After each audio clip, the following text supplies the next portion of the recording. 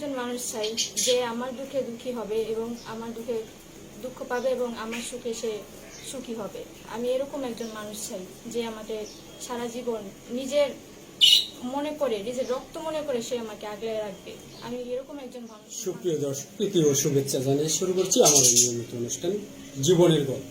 দর্শক, আপনারা জানেন আমরা নিয়মিত দেশের বিভিন্ন জায়গায় গিয়ে প্রতিবেদন করে থাকি অসহায় নারী। এরকমই একটি প্রতিবেদন করতে আসছি অসহায় একটি মেয়ে।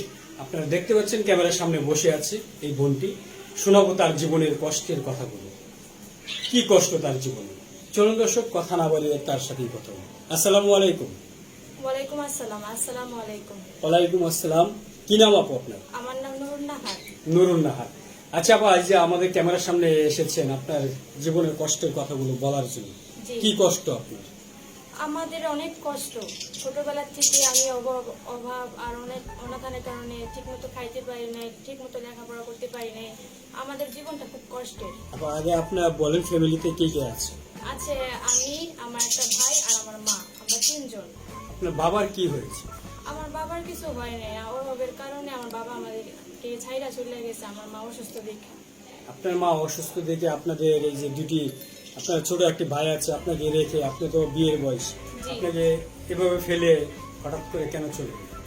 কারণ আমার মা অসুস্থ, আমার মাকে দেখাশোনা করতে হয়, প্রতিদিন 1000 টাকা লাগে ওষুধের জন্য, আমাদের সংসার খরচ, আমার ভাইয়ের পড়ালেখা। অভাবের কারণে তো আমি পড়াশোনা করতে পারি নাই, এই কারণে সবকিছু বহন করতে পারে না, দেখে চলে গেছে। তো এই অবস্থায় এই যে মাঝপথে এসে আপনারা এত বড় হলেন, কত বছর সংসার করছে আপনার বাবা? 20 বছর। 20 বছর সংসার করার পরে হঠাৎ করে 20 বছর পরে এসে আপনাদেরকে ফেলে এই অথই জলে ফেলে চলে গেল কেন? গেল কারণ সে একা পারে না, বলে যে দেখ আমিও তো একজন মানুষ, আমি একলা কিভাবে একটা সংসার চালাবো, তোর মা অসুস্থ, তোর মা প্রতিদিন 1000 টাকা ওষুধ লাগে, আবার তোর নিজের খরচা আছে, সংসার খরচ আছে, ছোট ভাইটারও পড়াশোনা করাইতে হইব, তা আমি একলা মানুষ, আমি এত টাকা কই পাবো? আমি তো আর চুরি করতে পারবো না, আমি তো একজন মানুষ। আপনার মায়ের কি হয়েছে? আমার আম্মুর অনেক বড় একটা অ্যাক্সিডেন্ট হয় সৌদি আরবে 2015 সালে। আমার আব্বা পাঠাইছিল ওনার বন্ধু বান্ধবের কথা শুই না, পাঠানোর পরে ওইখানে যাওয়ার পরে আমার মার 1 মাস যাওয়ার পরেই এখানে অ্যাক্সিডেন্ট হয়, হওয়ার পরে আমার মা হসপিটালে আর কি থাকে। তো এই যে অ্যাক্সিডেন্ট হওয়ার পরে আপনার মার চিকিৎসার পরে কি বাংলাদেশে কতদিন পরে এসেছে? তার 2 মাস পরেই আর কি, সর্বমোট ওইখানে 3 মাসই থাকতে পারে আমার মায়ের। 1 মাস তো ওইখানে যা অফিসে ছিল, আর তারপর অ্যাক্সিডেন্ট হয়, অ্যাক্সিডেন্ট হওয়ার পরে আর 2 মাস হাসপাতালেই ছিল। তারপরে ওনারা আর কি আমার মার প্রতারণা করছে, আমার মায়ের সাথে কোম্পানির লোকেরা অপারেশন করে রড লাগাইছে, পুরো 5 তলাতে পড়লে তো আর কেউ বাঁচে না। আমার মার পুরো সমস্ত শরীরের অংশ আর কি ভাঙ্গা, রড লাগানো শরীরে বর্তমান। তো এই অবস্থায়, এই অসুস্থ অবস্থায় আপনার মার দেখাশোনা করেন নিশ্চয়ই আপনি? জি। তা আপনার ছোট ভাই বয়স কত? ওর বয়স 9 থেকে 10 বছরে পড়ছে। 10 বছর। আপনার ভাই কি স্কুলে লেখাপড়া করে? চলছে না চলার মতো, মানে ঠিক মতো খরচাপাতি দিতে পারতেছি না, ওরে ভালো জামা কাপড় দিতে পারতেছি না, ওরে প্রাইভেট পড়াইতে পারতেছি না। আমরা বর্তমান খুব কষ্টে আছি। আপনার অনেক কষ্টে আছেন। জি। এই কষ্টের মাঝে আপনার বাবা আপনাদেরকে ফেলে চলে গেল, তো আপনাদের সংসারটা এখন কিভাবে চলে? চলতেছে এখন না চলার মতো, মানুষের কাছ থেকে ধার করে আর কি চলতে হইতেছে। তো এই ধার করে পরে পরবর্তীতে ধার শোধ করবেন কিভাবে? তার জন্য আমাকে একটা কাজ করতে হবে। আমাকে অনেকে বলতেছে যেন আমি গার্মেন্টসে চাকরি নিই, আমি যেন গার্মেন্টসে করি। এখন আমার মায়ের এত বড় একটা অ্যাক্সিডেন্ট হয়েছে, আমার মা ডেলি 1000 টাকার ওষুধ লাগে। যদি আমি চাকরিতে যাই, আমার মার পিছনে লাগে 2 জন, তো আমাদের ঘরের কাজ কে করবে? আমার মা কে দেখবে আর আমার ভাইকে কে দেখবে? রান্না বান্না কে করে খাওয়াবে? আপনি বলেন। আচ্ছা আপা, এই যে অতই সাগরে আপনারা বাসছেন, আপনার মার চিকিৎসা, আপনারা 2 ভাই বোন খুবই কষ্টে আছেন। জি। তো এখন আপনি কি করে? আপনার তো বিয়ের বয়স হয়ে যাচ্ছে, জি। আপনার বয়স এখন কত? আমার বয়স 18 বছর। 18 বছর। তা আপনি একজন প্রাপ্তবয়স্ক, জি। তা আপনি বিয়ে শাদীর কোনো অফার এসেছে? অফার তো আসে, কিন্তু আমার মাকে কে দেখবে, আমার ভাইকে কে দেখবে? আমি একজন ভালো একজন ছেলেকে চাই যে আমার মা এবং আমার ভাইয়ের দায়িত্বটা নেবে, আমাদেরকে দেখবে। তো এমনিতে কি কোনো প্রস্তাব এসেছে পারিবারিক ভাবে? কখনো কি বিয়ে শাদীর জন্য কেউ আপনাকে মানে দেখতে আসছে কিনা? একবার আসছিল, কিন্তু টাকা যৌতুক চাইছিল আর কি বেশি। কিরকম টাকা যৌতুক চেয়েছিল? বলছিল যে 2 লক্ষ টাকা দিতে হবে। তারপরে চলে গেছে। জি। তো এখন যদি আমাদের এই যে ক্যামেরায় ভিডিও দেখে কেউ যদি আপনাকে পছন্দ করে যৌতুক ছাড়াই আপনাকে বিয়ে করতে ইচ্ছা, তা আপনার বিয়ে বসার কোনো ইচ্ছা আছে? যদি ভালো ছেলে পাই, যদি আমার ফ্যামিলির দায়িত্বটা নেয়, আমার মাকে দেখে, আমার ভাইটাকে মানুষ করে, তাহলে আমাদের আর কোনো বলার কিছু নেই, আমি বিয়ে করব। তো এখন দেখুন, এমনি তো বিয়ে শাদী করতে গেলে যৌতুক চায়। এখন যদি আপনার বিয়ের পরে যদি আপনার মা এবং আপনার ভাইকে কতদিন দেখবে, এরকম কি দেখবে?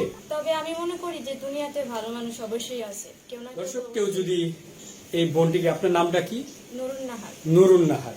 এই নুরুন নাহারকে দেখে যদি আপনাদের কারো ভালো লেগে থাকে, তার মা অসুস্থ, আমরা কোন জায়গা ধরবো? এই যে এইখানে মধ্যে কমরটা ব্যথা হয়ে গেছে, শালা দাঁড়ায় থাকতে পারে না বেশি। আমার গলি করতে আমি ধরতাম না, এখানেও এমনি দোষী, এটা ঠিক আছে। যদি কেউ এই বোনের দায়িত্ব নেন, তাহলে তার মাকে যদি একটু সহযোগিতা করেন, তার মা অসুস্থ, তার ছোট্ট একটি ভাই আছে, তাদের যদি দায়িত্ব নিয়ে কেউ এই বোনটিকে গ্রহণ করতে চান, তাহলে তাদের সাথে যোগাযোগ করবেন। আচ্ছা, কেমন ছেলে হলে আপনি বিয়ে করবেন? আমি ভালো মনে একটা ছেলে চাই, যে আমার মাকে নিজের মা মনে করবে, আমার ভাইকে নিজের ভাই মনে করবে, এবং আমাদেরকে যতটুকু পারে আমাদেরকে দেখবে। আসলে আমাদের ক্যামেরার সামনে এসে অনেকেই ভালো একটি ছেলে চাই, ভালো একজন মনের মানুষ চাই, এরকম অনেকেই টাকা পয়সা নিয়ে পরে প্রতারণা করে, অনেক কমপ্লেন আছে। এরকম প্রতারণা কি করবেন? না না, আমি ওই ধরনের কোনো কিছু করবো না। আমি শুধু একজন ভালো মনের ছেলেকে চাইতেছি, যে আমাদের পাশে থাকবে, আমাদেরকে দেখবে, আমাদের দায়িত্বটা নিবে। তো কি আসলেই সত্য কথা বলছেন না বানানো কোনো কথা বলছেন? না, আমি যা দেখুন, বলছি সব সবাই বলতেছি। ক্যামেরার সামনে আসলে বলে ভালো একজন মনের মানুষ চাই, পরবর্তীতে আমাদের কাছে কমপ্লেন আসে যে টাকা নিয়ে ভাই আমার নাম্বারটা ব্লক করে দিয়েছে। এরকম করবেন না তো? না, আরেকবার বলুন, কেমন ছেলে চাই?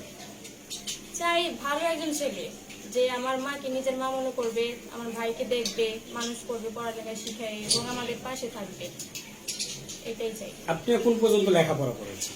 আমি ক্লাস 8 পর্যন্ত পড়াশোনা করছি। তারপরে আর কেন লেখাপড়া করতে পারেন? তখন আমাদের আর্থিক অবস্থা খুব খারাপ ছিল, আমরা তো খুব অভাবে আছি এখন বর্তমানে, সেজন্য পড়াশোনা আর আমার করা হয়নি। আর্থিক অবস্থার জন্য করতে পারেন? জি। দর্শক, এই নুরুন নাহারের ফ্যামিলিটা খুবই দরিদ্র, তার বাবা ফেলে চলে গেছে। বিয়ের লাইফ একটি মেয়েকে এবং ছোট্ট একটি 10 বছরের ছেলেকে রেখে তার বাবা এই বয়সে এসে ফেলে চলে গেল। এই ফ্যামিলিটা এখন রাস্তায়, পথে বসার উপক্রম। মা অসুস্থ, মার অনেক টাকা প্রয়োজন চিকিৎসার। সবকিছু জেনে শুনে যদি কেউ দায়িত্ব নিতে চান এই নুরুন নাহারের, তাহলে তাদের সাথে যোগাযোগ করবেন। আপনার সাথে কোনো যোগাযোগের কোনো মাধ্যম আছে? জি, আমার মোবাইল নাম্বার আছে। এই মোবাইল নাম্বারটি ভিডিওতে দিলে অনেকেই ভালো কথা বলবে, অনেকেই খারাপ কথা বলবে। জেনে শুনে কি আপনি নাম্বারটি দিতে চান? জি, দিতে চাই। মনে করি ভালো মানুষ আছে, যারা ভালো মানুষ তারা ভালো কথা বলবে, আর যারা খারাপ মানুষ তারা খারাপ কথা বলবে, এটাই তো নিয়ম। আচ্ছা, তাহলে আপনি নাম্বারটি বলুন।